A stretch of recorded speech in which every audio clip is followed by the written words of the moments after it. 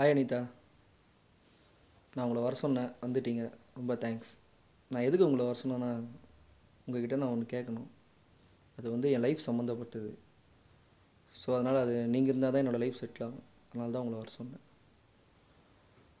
நான் ஓப்பனாக பேசிடுறேன். நான் உங்களை லவ் பண்ணுறேன். நீங்கள் என்ன அப்படி நினைக்கலையா? ஏன்? பட் நான் உங்களை லவ் பண்ணுறேனே. நீங்கள் என்கிட்ட அடிக்கடி ஃபோனில் பேசுவீங்க, நல்லா பண்ணுவீங்க, எங்கே போனாலும் என்னை கூட்டிகிட்டு போகிறீங்க, நானும் உங்களை கூட்டிகிட்டு போகிறேன்.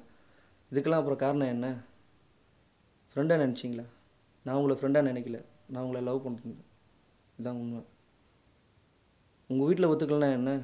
நான் உங்கள் வீட்டில் வந்து பேசுகிறேன், இல்லை உங்கள் அப்பா அம்மா கிட்ட வந்து பேசுகிறேன், ஒன்றும் பிரச்சனை இல்லை. இல்லை எங்கள் அப்பா அம்மா நான் பேச சொல்கிறேன் அவங்கக்கிட்ட. எப்படி சொல்கிறீங்க? மாப்பிள்ளை பார்த்துட்டாங்களா ஏற்கனவே? அப்போது நீ என்கிட்ட போய் சொல்லியிருக்க, என்ன நீ இவ்வளோ நேரம் என்னை வெறுப்பத்திருக்க. அப்போது நீ என்னை லவ் பண்ணியிருக்க. இப்போ நான் சொல்லலை, நீ எப்போ சொல்லியிருப்ப நீ என்கிட்ட? பா, இதோ உங்கள்கிட்ட சொல்லி புரியறதுக்குள்ள எனக்கு செம்ம டென்ஷன் ஆகிடுச்சு. நீ வானா, நீ என்னை லவ் பண்ணலன்னு சொன்னோன்னே நான் எவ்வளோ இது பண்ண தெரியுமா? டென்ஷன் ஆன தெரியுமா? நான் அவ்வளோ டென்ஷன் ஆச்சு எனக்கு. கண்டிப்பாக நீ மட்டும் எனக்கு கிடச்சிருக்கல, அந்த மாப்பிளையை வெட்டிகிட்டு இருப்பேன் நான். அந்தளவுக்கு ஒரு டென்ஷனாக இருந்தேன் நான். இப்போ எல்லா பிரச்சனையும் முடிஞ்சு போச்சு. இப்போ எப்படி நம்ம கல்யாணம்? லவ் மேரேஜா இல்லை அரேஞ்சு மேரேஜா? உங்கள் வீட்டில் ஒத்துப்பாங்களா? சொல்லிவிடு. எதுவாக இருந்தாலும் எனக்கு பிரச்சனை இல்லை.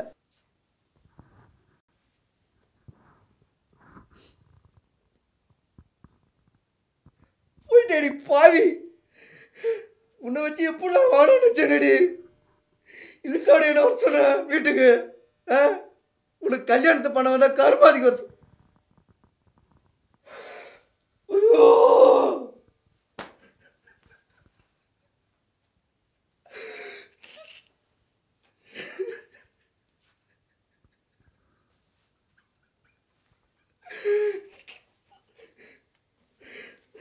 என்னால் வாழ முடியாது.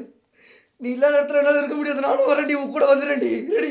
ஆளை பார்த்துட்டா போட்டுட்டு போயிட்டே இருக்கணும், ரொம்ப யோசிக்கக்கூடாது. Mind it. இதை அடுத்த ஜென்மத்தில் நீ ஃபாலோ பண்ணு.